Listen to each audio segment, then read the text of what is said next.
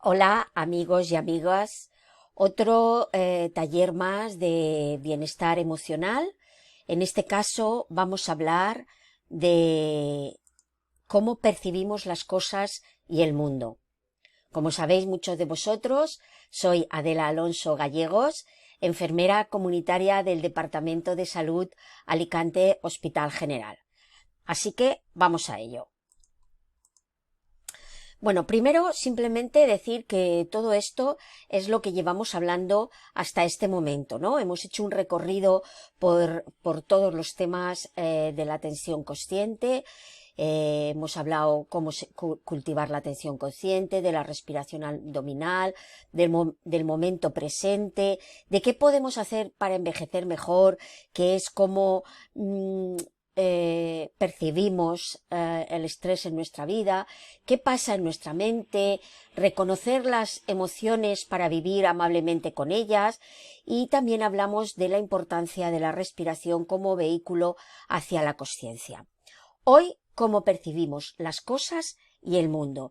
Y para empezar, vamos a hablar, que ya lo vimos en uno de los talleres, vamos a retomar a Robert Sapolsky. Ahí os pongo el libro que le ha hecho famoso, ¿Por qué las cebras no tienen úlcera?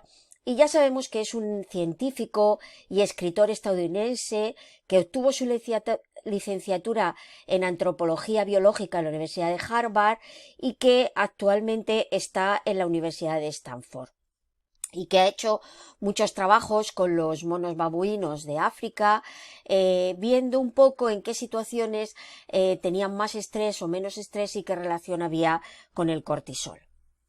En su libro nos dice que cuando un individuo percibe una situación como amenazante, aunque no sea real, que solo sea una ilusión, un recuerdo, es suficiente para desencadenar todas las reacciones físicas del estrés. La mente, además, una vez que uno tiene ese recuerdo o está viviendo una situación parecida que ha vivido otra vez, la mente lo que hace es generar más pensamientos alrededor de esta preocupación, haciéndole más grande, incluso que casi parece real, y entonces el cuerpo comienza a sentir sudor, palpitaciones y taquicardia, como si esa situación estuviera pasando realmente. Recordad que ya os he puesto esta tabla algunas veces, ¿no? Diciendo pues que el sistema nervioso autónomo funciona con el sistema parasimpático y simpático. El parasimpático es el que restablece la energía corporal, es decir, donde todos nuestros órganos tienen un equilibrio. El corazón late a un ritmo normal, los bronquios respiran a un ritmo normal, y el simpático se activa cuando hay una situación de escape, de estrés o de emergencia. Y entonces, recordar que hablábamos que se acelera el pulso, sube la tensión, se libera más glucosa por parte del hígado, se liberan también otras sustancias como la adrenalina y noradrenalina por el riñón, en fin, que todos los órganos se alteran para poder responder a esa situación de estrés, que ya hemos visto, como nos dice Robert Sapolsky, que incluso aunque yo lo esté reviviendo en mi mente, también va a producirse todas estas sintomatologías en todos estos órganos. El primer eslabón del estrés es la percepción, no es la situación en concreto, y eso es de lo que vamos a hablar todo el tema de hoy, ¿no? Tenemos el tigre, que es el problema, pero lo percibimos por los ojos, la percepción de esa situación, como estresante o como amenazante, porque no sería lo mismo una marioneta que es un tigre a un tigre real, o un tigre amaestrado, o un tigre dentro de una jaula, ¿no? Entonces la percepción es lo que realmente va a provocar esa respuesta psicológica y emocional corporal de la percepción de un factor estresante. En el libro Con rumbo propio, disfruta de la vida sin estrés, de Martín Andrés Asuero, que ya lo hemos visto muchas veces, que es el que ha traído, o una de las personas que ha traído el mindfulness a España y que lo ha aprendido directamente de Jon Kabat-Zinn, nos comenta que hasta hace muy poco tiempo se pensaba que la mente era muy simple y una estimulación externa daba lugar a unos impulsos nerviosos que originaban una respuesta motora. Pero bien, en el libro de Con rumbo propio nos muestra las investigaciones de Francisco Valera y su equipo, en el que han comprobado que una serie de estímulos auditivos, entre esos estímulos existe una pausa entre la sensación y la percepción que origina la acción. Las neuronas que se estimulan con un sonido se apagan y luego otras distintas se encienden para iniciar la respuesta motora. ¿Y esto en qué es importante? ¿En qué tiene interés este descubrimiento? Pues radica en que demuestra que el comportamiento no es automático, sino que hay un momento donde se puede dar distintas respuestas a ese estímulo. Yo también lo puedo hacer haciendo esa pausa, pero además es que orgánicamente, fisiológicamente es posible. Por lo tanto, las personas tenemos una libertad importante a la hora de responder ante las distintas situaciones, aunque ya sabemos que en cierta medida estamos condicionados por las circunstancias pasadas por nuestras creencias. Claro, esto no es... Nosotros siempre decimos, no, es que esto siempre lo he hecho así, es que yo soy siempre así. Es que se puede trabajar nuestra manera de responder, nuestra manera de reaccionar, cuando uno realmente quiere hacerlo, pues escuchando esta serie de talleres, reflexionando sobre su persona, realizando mindfulness, ¿no? Entonces, siempre podemos aprender herramientas y habilidades para responder de forma diferente, porque fisiológicamente Francisco Valera lo ha comprobado. Entonces, pasamos a lo que lleva el título. Este era el preámbulo, ¿no? ¿Cómo percibimos el mundo? Pues, ¿vemos todos los seres humanos las mismas cosas y de la misma manera? Por ejemplo, aquí tenemos un ejemplo, ¿no? Dependiendo de dónde veas las cosas, de tu realidad anterior, de tus creencias, la percepción de la realidad puede ser muy distinta. Uno dice 4, otro dice 3, y cada uno está viendo eso. ¿Vale? ¿Qué tanto por ciento del mundo externo captamos con los órganos de los sentidos? Por ejemplo, vamos a ver este ejemplo. ¿Es el círculo central de la izquierda más grande? ¿Qué creéis? Ambos son iguales. El entorno condiciona la percepción del tamaño. Es decir, como la flor o los círculos de la parte izquierda externos son más pequeños, el interno parece más grande, y al contrario, en la derecha, como los círculos externos son más grandes, el interno parece más pequeño. ¿Qué línea es más larga? Pues podríamos decir que la de abajo. Pues no, ambas son iguales, pero el entorno condiciona la percepción del tamaño, es decir, en el A tenemos la línea que está acotada y en el otro está como abriendo camino, y nuestro cerebro lo interpreta, según el entorno, lo interpreta como que es más larga. Esto, que son dos ejemplos que nos pueden parecer nimios, equivale a la experiencia cotidiana en que un salario, un puesto de trabajo, un coche, una casa, unos estudios, unos hijos, una situación social, parecen mejores o peores dependiendo de lo que tenga el vecino, el amigo, nuestro familiar, en la tele, lo que se diga en la sociedad. O si lo comparamos incluso con nuestras expectativas, las cosas parecen mejores o peores según lo que esperábamos obtener o hacer en la vida, ¿no? En un examen voy muy preparada y siempre puede pasar, si voy muy preparada, mi expectativa es que me iba a salir mucho mejor de lo que me ha salido, pero es que ha habido preguntas que yo llevaba más flojas, ¿no? Todo depende del entorno. Las cosas las agrandamos, las aminoramos, nos parecen mejor, nos parecen peor, según el entorno. Frente a una misma situación, dos personas pueden reaccionar de manera muy distinta. Una lo puede ver como una oportunidad de crecer, mientras que la otra lo puede vivir con unos sentimientos de pérdida, de culpa o de miedo. Y en este caso, el acontecimiento se va a convertir en un trauma sobre el que se van a fundamentar una serie de creencias que a lo largo de la vida van a estar interfiriendo en la vida cotidiana de esa persona si no somos capaces de parar. Mindfulness, recordar que era parar. Vamos a ir siguiendo, ¿no?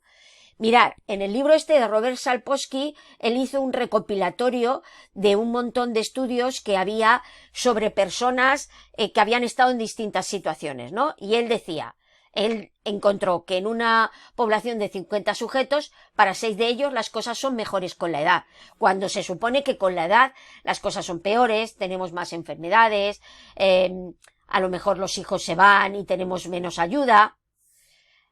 Igual nos jubilamos y para unos puede ser mejor, pero para otros puede ser peor. También vio que 10 hombres que estaban en un campo de refugiados como rehenes políticos, 9 salen con problemas, pero uno dice sí, pero esto me ha servido a mí porque ahora soy más consciente o valoro más o lo que sea, ¿no? Esto también lo refleja muy bien en el libro que ya os he recomendado varias veces, El hombre en busca del sentido, de Viktor Frankl, en los campos de concentración, ¿no? En fin, que la percepción de las cosas que nos pasan, no todos las tenemos igual. Dependen del entorno, dependen de nuestras creencias, dependen de lo que hayamos pasado, dependen de las ilusiones futuras. ¿Cuáles son los 2 pasos de la experiencia? En el caso de ese ejemplo que habíamos puesto. Lo primero es la sensación, el tamaño del objeto, y luego la percepción. Es un juicio comparativo de donde se produce, de ese juicio sale una emoción agradable o desagradable que nos llevaría a una serie de acciones. En este caso es una tonterita, ¿no? Nos diría, la sensación es, el círculo de dentro es más grande, ¿no?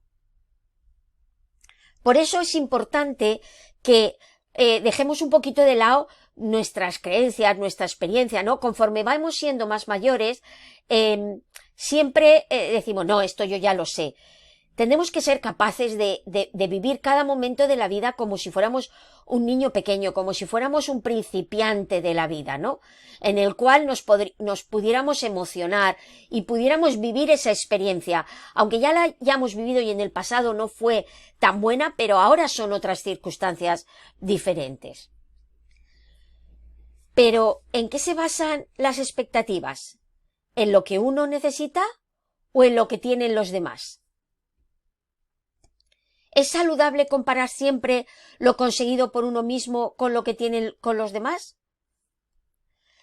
Desde una perspectiva de la reducción del estrés, podemos afirmar que las expectativas elevadas o fijarse en aquello que tienen más que uno es adaptativo y sirve como estímulo para dar la mejor versión de sí mismo, como nos decía Nelson Mandela. Sé la mejor versión de ti mismo. No podrás vivir en auténtica pasión si te conformas con una vida que es menos de la que eres capaz de vivir. Pero también cuando ese afán de logro, de querer más, bien por lo que tienes alrededor, bien por ti mismo, supone una obligación tanto interna como externa, que surge miedo, fracaso, rabia, no pasa nada. Cuando hay estos obstáculos que nos van a producir estrés, lo único que tenemos que hacer es redirigir, ¿no? Y cambiar las metas, cambiar los objetivos. Pero no por ello no tenemos que dejar de intentar las cosas. Las creencias. Fijar, el dibujo que hay a la derecha es fantástico, ¿no? Es decir, la realidad. Pero las gafas de las creencias y de nuestras experiencias pasadas son el filtro que va a hacer que lo interpretemos y de ahí saldrán los pensamientos, las acciones y los sentimientos, ¿no? En cuanto a las creencias, hay varios marcos limitantes o condicionantes. Un marco es la educación que hemos tenido, ¿no? Sobre la que me dijeron que podía o podía no hacer, si tuve una infancia estimulante o limitante, pero eso solo es una parte pequeña. Es verdad que la infancia es muy importante, pero tampoco podemos instalarnos en la queja, o sea, tenemos que crecer como personas, ¿no? Y otro marco pueden ser mis creencias o opiniones, que condicionan cómo veo la vida y establecen una serie de respuestas. Las creencias pueden ser útiles en unos momentos, pero en otros pueden suponer una limitación. Y de ahí viene la reflexión. Y la reflexión viene cuando nosotros tenemos la capacidad de parar, de sentir nuestra respiración, sentir nuestro cuerpo, observar nuestras emociones, observar nuestros pensamientos, porque de esa manera yo podré analizar si todas estas creencias que tengo son limitantes o me ayudan a vivir una vida más plena, ¿no? Porque fijaros que las creencias no son fijas, por eso que podemos mejorar, ¿no? Colón se atrevió a desafiar la creencia de que la Tierra era plana y de esa manera descubrió América, ¿no? Aunque él iba buscando otra parte, ¿no? Einstein también se atrevió a considerar que los seres humanos no son independientes. Nos necesitamos unos a otros, necesitamos la naturaleza, necesitamos el resto de seres vivos, ¿no? También hay otro tipo de errores atribucionales que condicionan un poco la realidad, ¿no? Y que la percibimos de otra manera. Es otro error de percepción que tiene que ver con las causas a las que atribuimos un determinado resultado. De entrada atribuimos una responsabilidad distinta a las causas dependiendo de su relación con el individuo. Cuando algo nos sale bien, creemos que el mérito es propio, y cuando algo sale mal, la culpa es de los demás o de las circunstancias o de la sociedad. Pero claro, por este motivo es más común criticar cuando las cosas salen peor que felicitar cuando las cosas son mejor. Pero ojo, porque esto es un error bidireccional hacia nosotros mismos y hacia los demás. Entonces podríamos ser de juzgar menos, como nos dice Mindfulness en su definición de Jon Kabat-Zinn, ¿no? No juzgar, ver las cosas que pasan como pasan en ese momento y aceptarlas, pero sin enjuiciarlas, de una manera amable y bondadosa. Hay otro error de percepción que se llama el trampantojo, ¿no?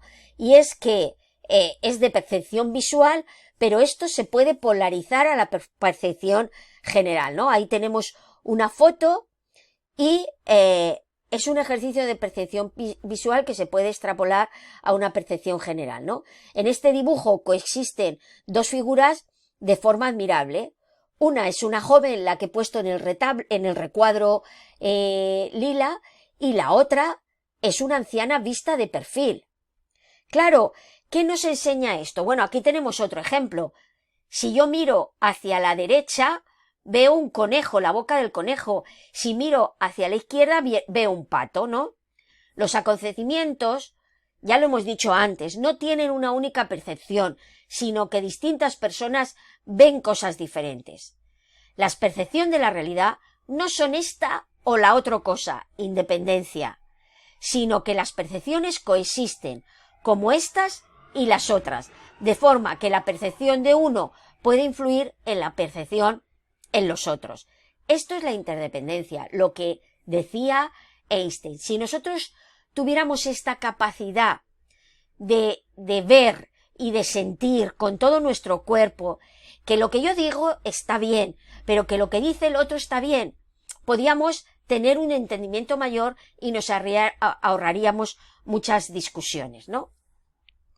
Discutir. Aquí tenemos otro ejemplo. El 6 y el 9. Pues dependiendo de dónde lo veas, ves un 6 o ves un 9.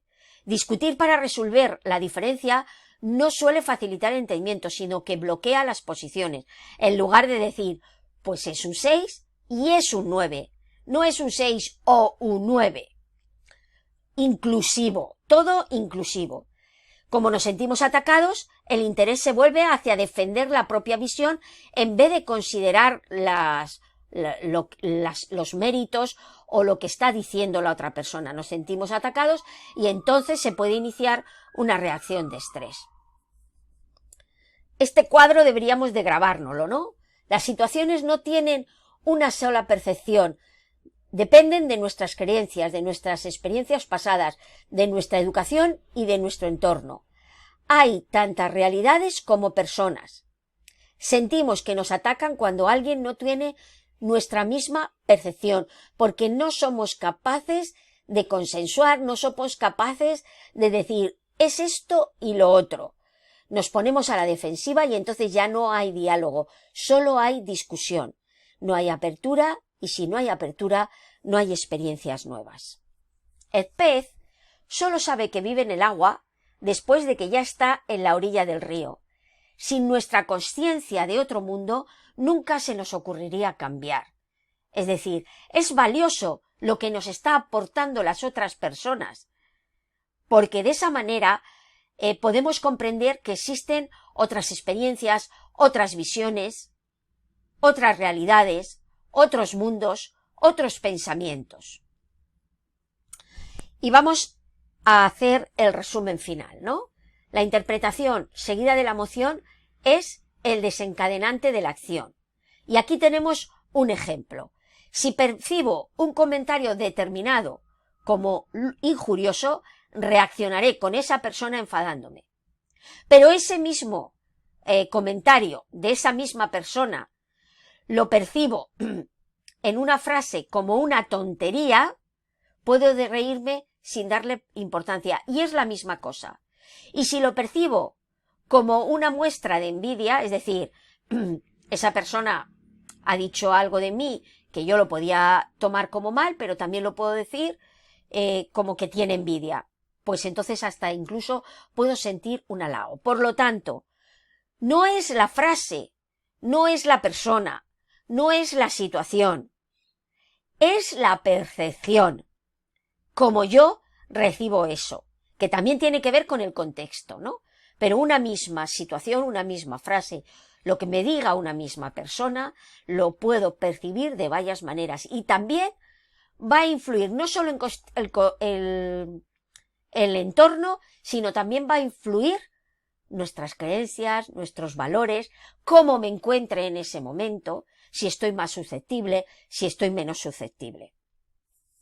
Las distintas percepciones aportan sus correspondientes posibilidades de actuación, de entre las que se elige aquella que mejor sirva a mis intereses u objetivos en la vida. ¿Cómo está relacionada la percepción con la conciencia plena o con la atención consciente? Lo fundamental en esta vida es parar y ver antes de actuar, porque si no estaremos continuamente reaccionando, y cuando reaccionamos continuamente estamos en una situación de estrés, de emergencia y de alarma. Aprender a crear una pausa entre el estímulo y la reacción que permita utilizar los recursos internos y evitar la reacción automática. Es decir, si yo vivo como en una película de acción rápidamente, que no paro nunca, voy a estar continuamente reaccionando a las cosas que me pasan, tanto externas como internas. Si yo vivo en una película más tranquila, podré, cuando me pasen las cosas, una conversación con una persona, una llamada telefónica, una situación que a lo mejor ya la viví en el pasado, pero ahora la vivo más pausada, puedo crear esa pausa entre el estímulo y la reacción. Es decir, el estímulo, la percepción, la pausa. Porque si no, en esa percepción será automática. Esto ya lo he vivido, esto ya me lo han contado, esto es así, esto es asá, y entonces reaccionaré automáticamente. Cuando estemos ante una situación inesperada, estresante, hay que permitirse sondar otras percepciones. ¿De verdad esto es lo que parece? ¿No se puede explicar de otra manera, de otra forma? ¿No puedo responder de otra manera? ¿No puedo entender lo que está diciéndome la otra persona? Aunque yo tenga mi propia opinión. Comprender las razones de las otras personas no significa ceder ni dar la razón.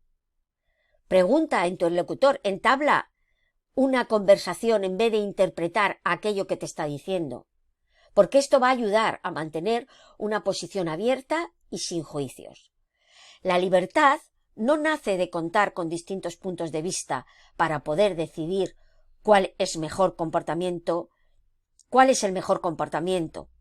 que mejor responde a nuestras necesidades. Es decir, si yo soy capaz de parar, tanto con lo que me pasa a mí, con las conversaciones o las situaciones que estoy en el trabajo, con la familia, con los amigos, puedo ver distintos puntos de vista, actuar con libertad y no dejarme esclava de mis propias reacciones aprendidas a lo largo de la vida. Mirar, esta es Adriana Macías, la pongo en muchos... la pongo en muchos de mis talleres. Es una persona que no tiene brazos, pero fijaros cómo coge a su hija, cómo le cambia el pañal, cómo se pinta los ojos, cómo se pinta las uñas, cómo ha aprendido, cómo ha hecho la carrera de abogada, cómo es una conferenciante y cómo ayuda a personas que están en su misma situación. Es increíble. Ella tenía dos caminos. Instalarse en la queja ¿por qué no tengo brazos? Sería lo más fácil. Y vivir un poco en la esclavitud suya y en la esclavitud de los que la rodean. O ella puede elegir vivir sin brazos, pero utilizar, a lo largo del tiempo ha aprendido a utilizar sus piernas como si fueran sus brazos y sus piernas. Y vivir una vida lo más plena. No le falta nada. Pero nosotros la vemos y percibimos que puede ser triste, pues no está triste. Es una persona plena y feliz. Otra película que podéis ver, Wonder, o leer el libro, ¿vale? Está basada en un caso real. Este es el actor, que es un maquillaje que le han puesto para simular a la persona, al niño que tiene esta enfermedad de nacimiento y que ha necesitado 20 operaciones para tener más o menos una cara digna, ¿no? Y entonces en el libro y tanto en la película, que su madre es Julia Roberts, ¿no? Le dice, es que mira qué cara tengo, cómo me van a ver mis amigos en el colegio, ¿no? Y ella dice, yo solamente veo a un niño maravilloso, que tiene las mismas aspiraciones que los demás niños, ¿no? Y que quiere las mismas cosas que los demás niños. Es decir, no podemos quedarnos en el mundo de las apariencias, ¿no? Tenemos que ir un paso más allá. Es decir, las creencias, las experiencias pasadas, la educación limitante, todas esas cosas, las percepciones automatizadas, lo único que van a hacer es que nuestra vida sea menos feliz, más limitante y menos plena. Hoy vamos a terminar haciendo la meditación de la montaña, extraída del libro Mindfulness en la vida cotidiana de Jon Kabat-Zinn, ¿no? Esta meditación es ideal para encontrar estabilidad y nuestra propia paz en un mundo de circunstancias cambiantes, para no quedarnos en las apariencias, sino para realmente ver dentro de nuestro corazón y ver en el corazón de la gente, ver en el corazón del mundo, ver en el corazón de la naturaleza. Así que vamos a empezar a ello.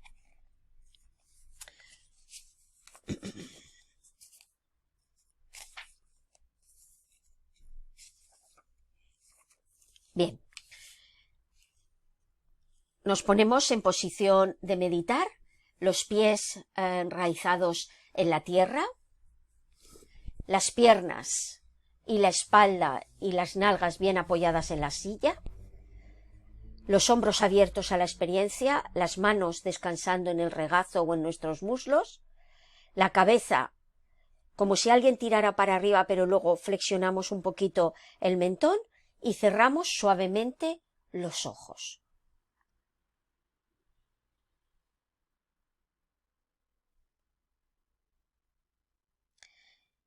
Cada uno cierra los ojos y revisa su postura para que esté de una forma adecuada que pueda permanecer durante el tiempo que dura la meditación.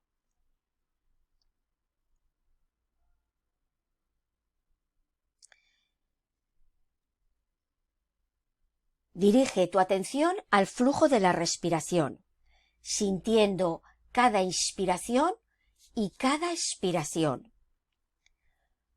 Observa tu respiración sin cambiarla. Mantén tu cuerpo inmóvil, con un sentimiento de dignidad, un sentimiento de determinación, de plenitud y de integridad. Tu postura refleja eso, integridad. Inspira y expira, sintiendo las sensaciones del aire al entrar, del aire al salir, y siempre por la nariz.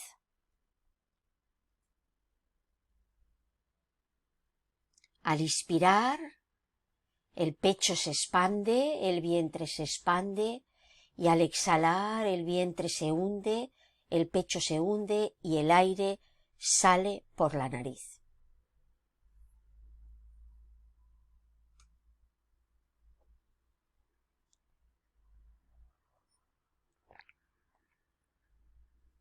Ahora mismo no hay nada que hacer, solo hay que estar inspirando y expirando, estando muy atentos al momento presente, al momento que estamos viviendo.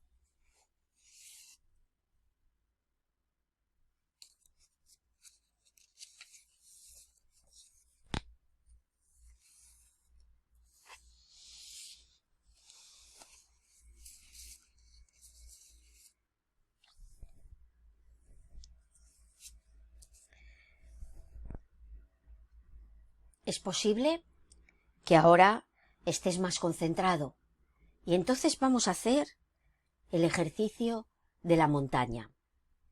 Imagina ahora la montaña más hermosa que conozcas o de la que hayas oído hablar, una cuya forma te diga algo personalmente. Mantén esa imagen en tu mente e intenta recrearla lo más vividamente posible. Observa que cada vez es más clara la imagen en tu mente.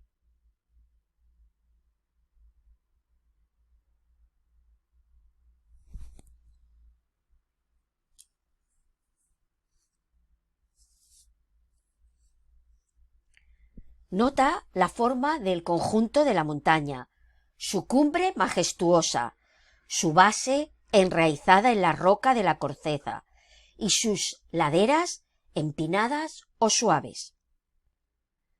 Nota también lo sólida, lo estable y lo hermosa que es, ya sea desde lejos o desde cerca, una belleza que emana de la singularidad de su contorno y de su forma. Quizá tu montaña tenga la cumbre nevada y árboles en la parte baja de las laderas. Quizá esté rematada por una cima prominente o tal vez por una serie de cumbres o una antiplanicie. Aparezca como aparezca, siente y respira con la imagen de esta montaña, observándola y notando todas sus cualidades.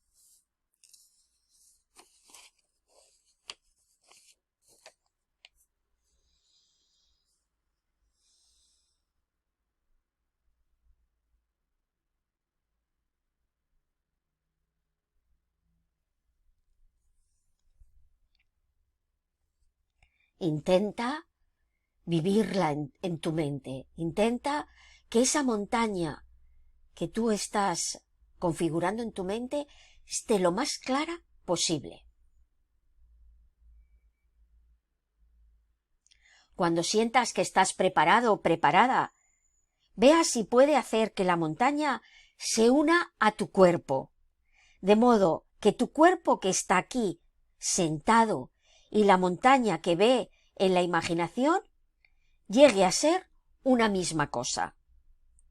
Su cabeza se convierte en la elevada cumbre, tus hombros y brazos en las laderas de la montaña, tus nalgas y piernas en la base sólida, enraizada en la silla. Experimenta la altura de la montaña en lo más profundo de tu columna vertebral. Invítese a convertirse en una montaña que respira, con quietud, inquebrantable, a ser completamente lo que es, una presencia estable, enraizada y centrada más allá de toda palabra y todo pensamiento.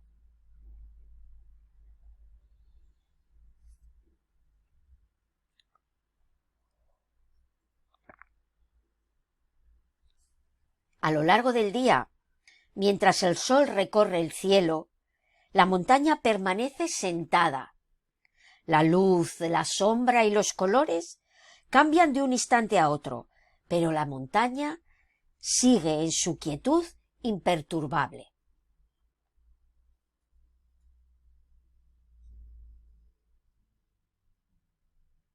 Mientras la luz cambia, la noche sigue al día y el día a la noche. La montaña permanece sentada siendo ella misma. Permanece quieta mientras una estación transcurre para dar paso a otra.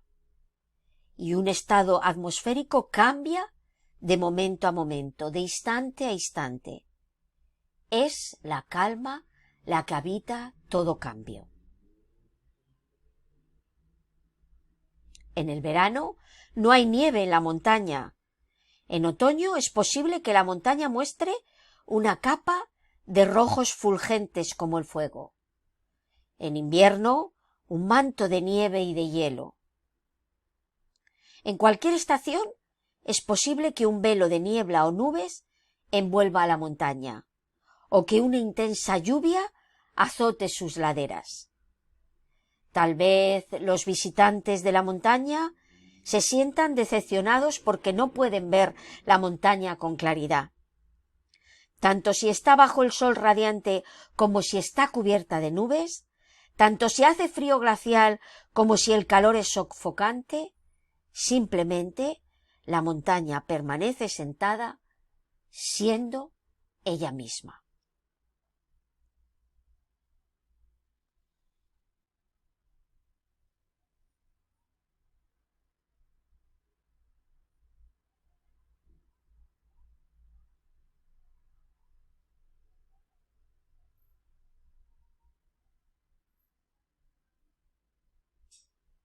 En ocasiones, la montaña recibe la visita de tormentas violentas o de nevadas o de lluvias o de vientos de mucha intensidad, ante lo cual la montaña permanece sentada e inquebrantable.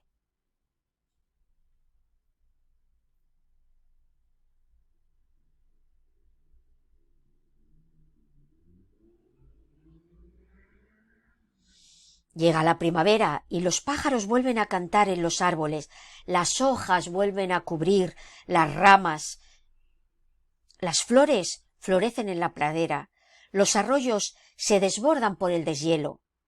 Mientras ocurre todo esto, la montaña permanece sentada, imperturbable ante los cambios meteorológicos y a lo que ocurre en la superficie, ante el mundo de las apariencias.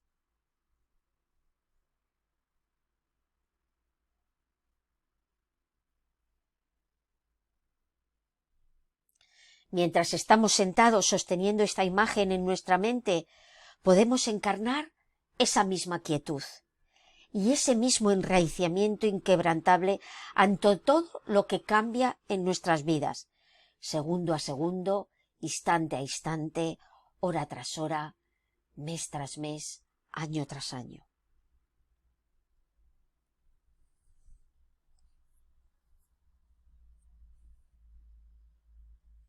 En nuestra vida y en nuestra práctica meditativa experimentamos constantemente la naturaleza cambiante de nuestra mente, del cuerpo y del mundo externo. Experimentamos periodos de luz y de oscuridad, colores vivos y una oscuridad profunda. Experimentamos tormentas de diferente intensidad y violencia en el mundo externo, en nuestras vidas y en nuestras mentes. Sacudidos por los fuertes vientos, por los fríos y por las lluvias, soportamos periodos de oscuridad y dolor y también saboreamos momentos de alegría y de entusiasmo.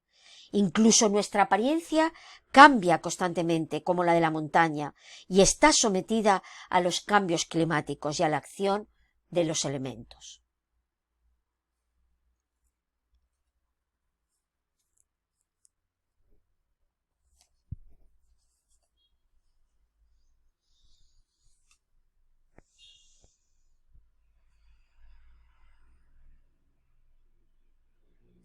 Al convertirnos en las montañas durante la meditación, podemos conectar con su fortaleza y su estabilidad y adoptarlas como propias. Podemos utilizar sus energías para apoyar nuestros esfuerzos de ir al encuentro de cada instante con atención plena, con ecuanimidad y con claridad. Puede que esto nos ayude a ver nuestros pensamientos, sentimientos, preocupaciones, tormentas emocionales incluso las cosas que nos ocurren son muy similares a los fenómenos meteorológicos que tienen lugar en la montaña. Tendemos a tomarlo todo personalmente, pero su característica más potente, la de la montaña, es la impersonal.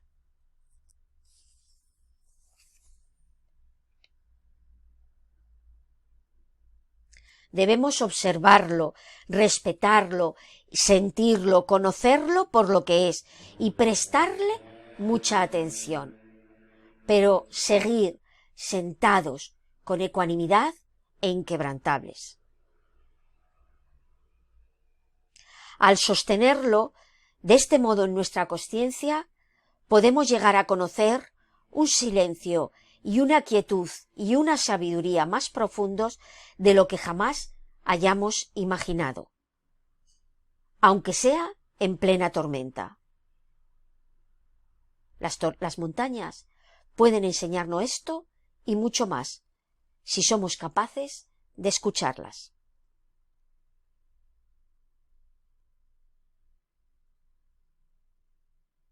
Sin embargo, la meditación de la montaña es solo un medio. Al fin y al cabo, un dedo que nos señala algún lugar, pero nosotros tenemos que mirar y luego ir. Aunque la imagen de la montaña nos puede ayudar a sentirnos más estables, lo cierto es que los seres humanos somos mucho más interesantes y complejos que las montañas. Somos como la roca, firmes y estables, y al mismo tiempo suaves, delicados y fluidos. Tenemos un potencial muy amplio y variado a nuestra disposición. Podemos ver y sentir, podemos conocer y comprender, podemos aprender, podemos crecer, podemos curarnos, especialmente si aprendemos a escuchar la armonía de las cosas y a mantener el eje central de la montaña, tanto cuando las cosas son favorables como cuando las cosas son desfavorables.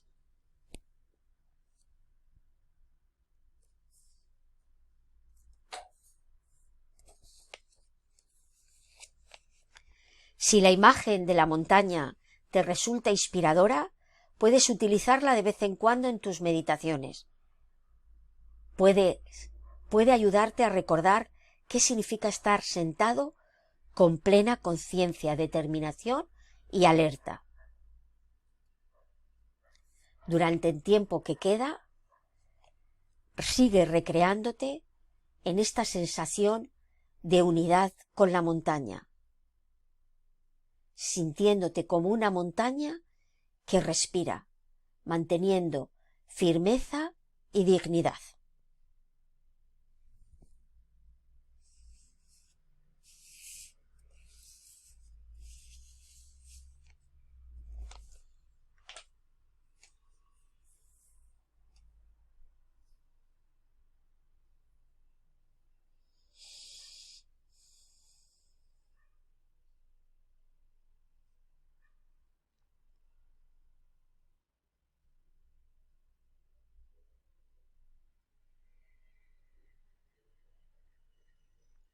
Ahora dejamos la imagen de la montaña y regresamos a nuestra respiración, a sentir cómo inspiro y a sentir la exhalación y todas las sensaciones que hay al inspirar y al expirar.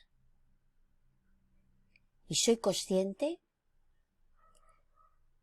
de cómo está nuestra respiración.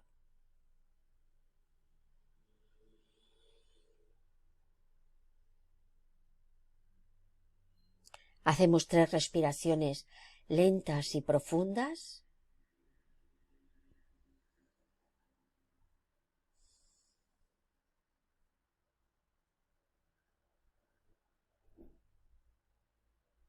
Y cada uno, cuando acaba, mueve las manos, los pies y suavemente abre los ojos.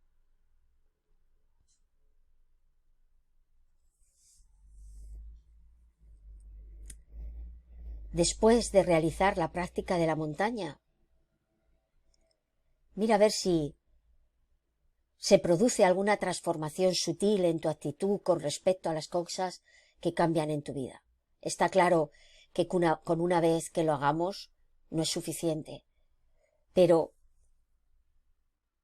sí, lo que tenemos que ver es si mi actitud ante las cosas que cambian en la vida sigue siendo de reaccionar o soy capaz de observarlas y responder de otra manera. ¿Podemos incluso dejar que esta imagen nos acompañe en nuestra vida cotidiana? Eso, ¿verdad? Nos va bien, ¿no? De sentir esa solidez, esa templanza, esa fortaleza. Percibir también la montaña en otras personas y permitir que tengan su propio contorno y su propia forma y saber que cada montaña es única. Es decir, sentir, no dejarnos de llevar por el mundo de las apariencias. Recordar a Adriana Macias, ¿no? No tiene brazos, pero ella se siente feliz. Ha hecho en su vida, ha podido utilizar los pies y no está instalada en la queja, no está en el mundo de las apariencias. Es decir, como no tengo brazos no puedo ser feliz. Vamos terminando este taller. Espero que os sirva para tener una vida más plena, una vida más consciente, una vida en la cual no nos instalemos en las apariencias, en las creencias, sino que fisiológicamente sabemos y podemos aprender a hacer a vivir de forma más lenta, a parar y a hacer esa pausa necesaria para poder responder de otra manera y no con reacciones automáticas aprendidas hace mucho tiempo. Y me despido con esta frase de Violeta Parra: gracias a la vida que me ha dado tanto, me ha dado la risa y me ha dado el llanto. Hasta el próximo taller.